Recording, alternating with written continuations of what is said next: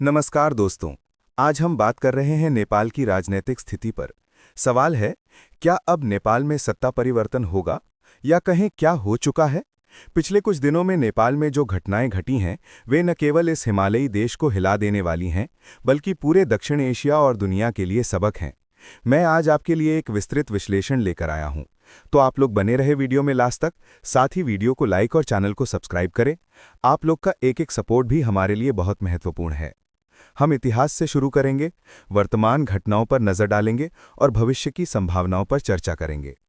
सबसे पहले नेपाल की राजनीति को समझते हैं। नेपाल एक ऐसा देश है जहां राजनीतिक अस्थिरता कोई नई बात नहीं है। 2008 में राजशाही का अंत होने के बाद से नेपाल में कई सरकारें बनी और घिरी।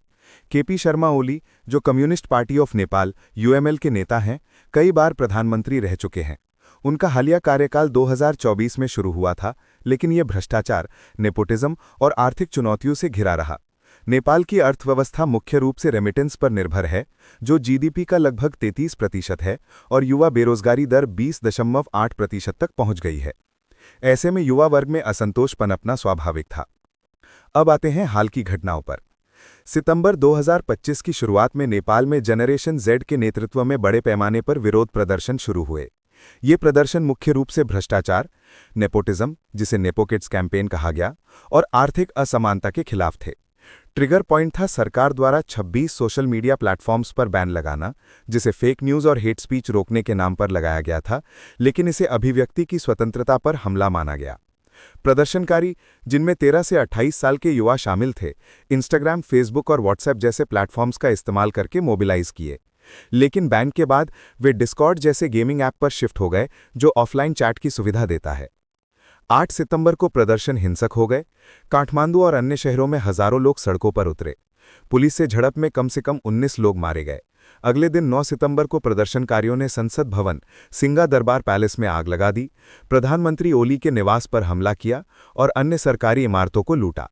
कुल मौतों की संख्या अब 72 तक पहुंच गई है और 2100 से ज्यादा लोग घायल हुए हैं। प्रदर्शन इतने तीव्र थे कि मुख्य अंतर्राष्ट्रीय हवाई अड्डा भी बंद करना पड़ा। इस हिंसा के बीच प्रदर्शनकारियों ने कुछ मानवीय कार्य भी किए, जैसे एक मंत्री की विकलांग पत्नी को अस्पताल पहुंचाना और बाद में सफाई करना।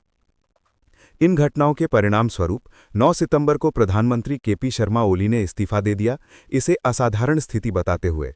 इस्तीफे के बाद सेना ने सड़कों पर नियंत्रण ले लिया और कर्फ्यू लगा दिया गया। राष्ट्रपति रामचंद्र पौडेल ने संवाद की अपील की।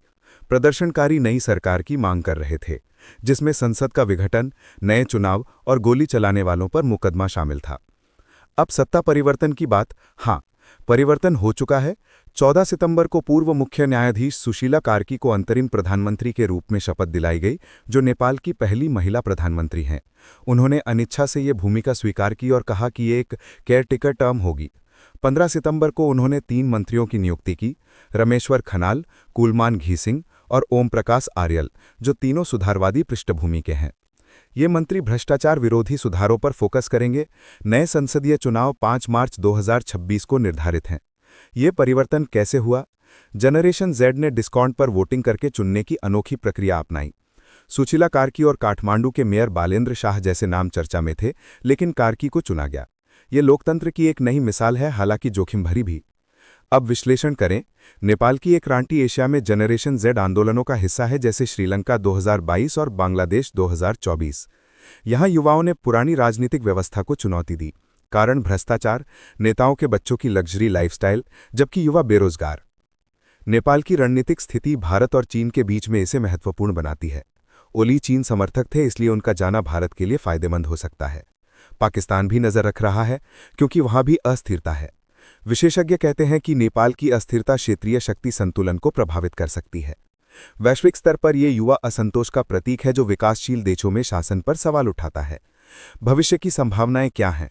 अंतरिम सरकार सुधारों पर फोकस करेगी, जैसे भ्रष्टाचार पर कार्रवाई और युवाओं को प्रतिनिधित्व।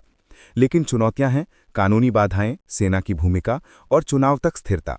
अगर चुनाव निष्पक्ष हुए तो और परिवर्तन संभव है, शायद युवा केंद्रित सरकार।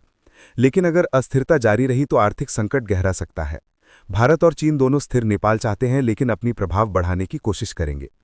निष्कर्ष में हाँ, नेपाल में सत्ता परिवर्तन हो चुका है और ये जनरेशन जेड की ताकत दिखाता है, लेकिन असली बदलाव तब होगा जब सुधार लागू होंगे। ये दुनिया को सिखाता है कि युवा बदलाव ला सकते हैं। धन्यवाद सुनने के लिए। अगर आपके सवाल हैं तो हमें कमेंट में बताएं, साथ ही वीडियो को लाइक और चैनल को सब्सक्राइब करें। धन्यवाद।